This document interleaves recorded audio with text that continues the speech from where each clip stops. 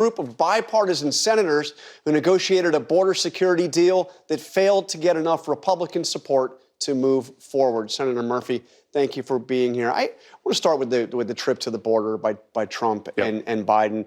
With Congress deadlocked on the issue that you worked so hard on, we've heard that the president's considering executive action of some kind. Can you give us a sense of what is under consideration and what he may do?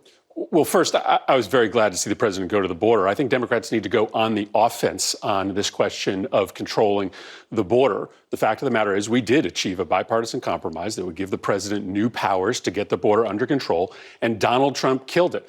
Donald Trump and Republicans decided that they want the border to be chaotic because it helps them politically.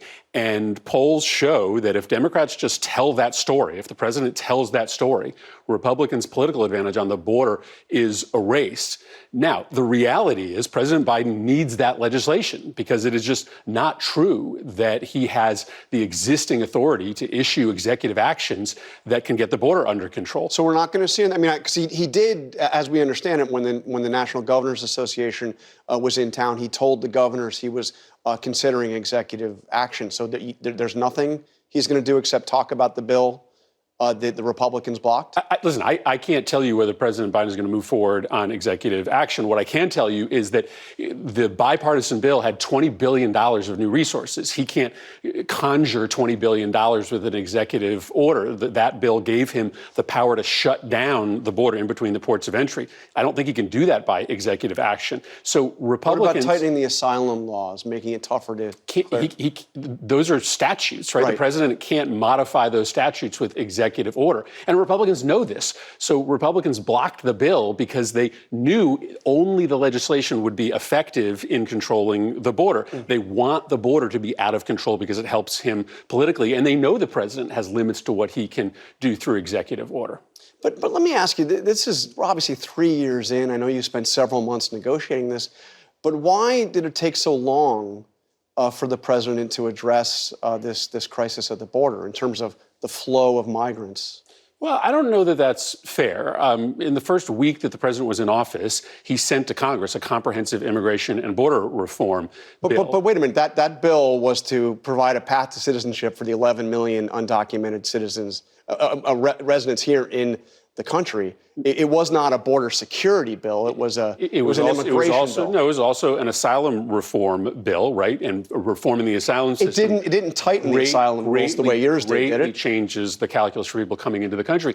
And the president instituted a very tough new regulation that does stop people at the border, does change the asylum calculation.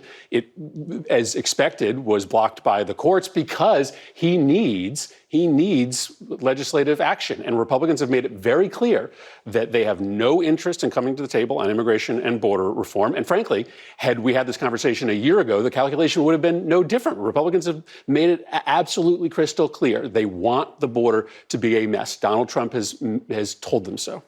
But you know that you've seen poll after poll after poll. I could cite the latest Quinnipiac poll. There's been poll after poll after poll showing an overwhelming majority of Americans disapprove of how President Biden has handled the border. And we've also seen the flow over the border dramatically increase under this president. What we also know is that under Donald Trump's presidency, crossings at the border were at a 10-year high.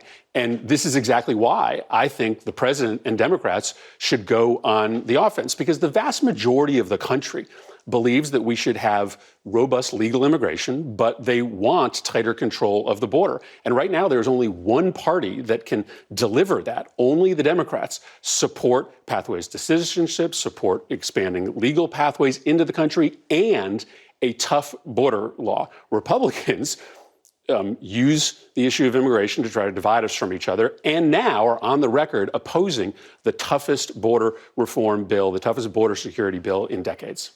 We saw New York Mayor Adams call for drastic changes to New York City's sanctuary policies.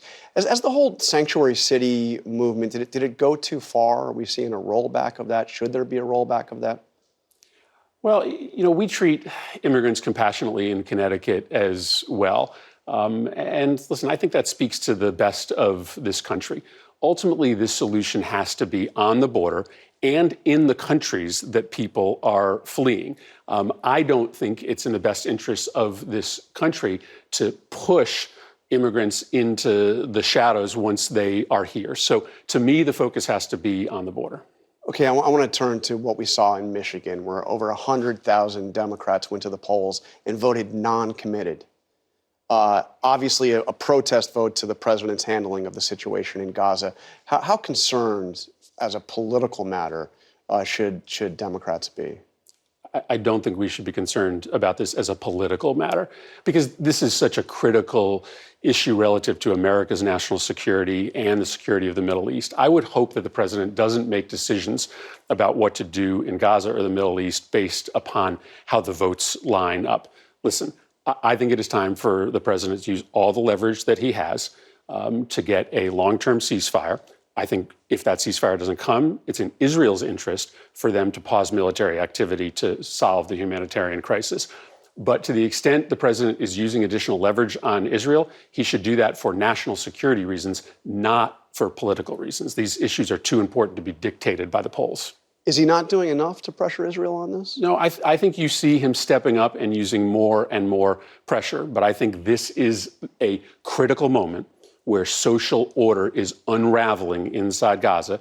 And I have both publicly and privately counseled the president to use whatever leverage he has to try to get this long-term ceasefire, that it has to happen tomorrow. And I want to ask you about a trip that Vice President Harris made to Michigan on the issue of reproductive rights. But she went, it was a closed event, closed press event. There were only 9 people she was addressing. The New York Times described this as a political bubble wrap that the vice president and the president are in, trying to avoid, I guess, protesters on the Gaza issue. But don't they need to be out there more? Oh, I think you will see the president out there, and you will see the vice president out there talking about choice, talking about border security, talking about a foreign policy, frankly, that has renewed the world's respect for the United States. Listen, I think the president is an incredibly compelling figure, and I would hope that the White House will send him out all over the country to just be who he is, right? He comes across as Scranton Joe Biden when he is engaging with voters, and I hope he does more of that. I think he will. All right, Senator Chris Murphy, thank you for joining us. Thanks. It's primary season, but in yet another sign of how strange